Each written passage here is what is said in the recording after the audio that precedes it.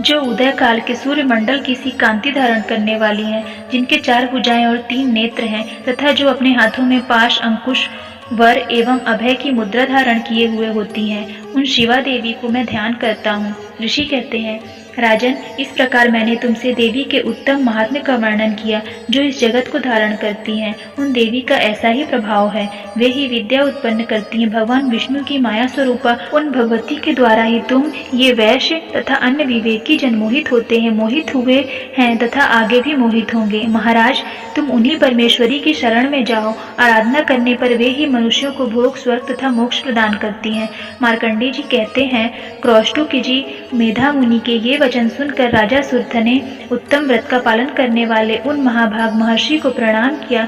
वे अत्यंत ममता और राज्य पहरण से बहुत खिन्न हो चुके थे। महामुनि इसलिए विरक्त होकर वे राजा तथा वैश्य तत्काल तपस्या को चले गए और वे जगदम्बा के दर्शन के लिए नदी के तट पर रहकर तपस्या करने लगे।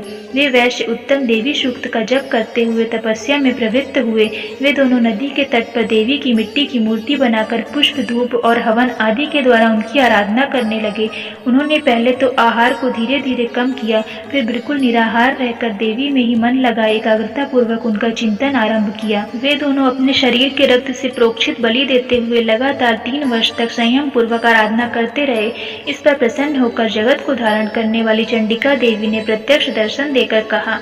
देवी बोली, राजन, तुम अपने कुल को आनंदित करने वाले वैश्य, तुम लोग जिस वस्तु की अभिलाषा रखते हो वह मुझसे मांगो, मैं संतुष्ट हूँ, अतः तुम्हें वह सब कुछ दूंगी। मार्कंडेय जी कहते हैं, तब राजा ने दूसरे जन्म में नष्ट न होने वाला राज्य मांगा तथा इस जन्म में भी शत्रुओं की सेना को बलपूर्वक नष्ट करके पुनः अपना राज्य प्राप्त कर लेने का वरदान मांगा।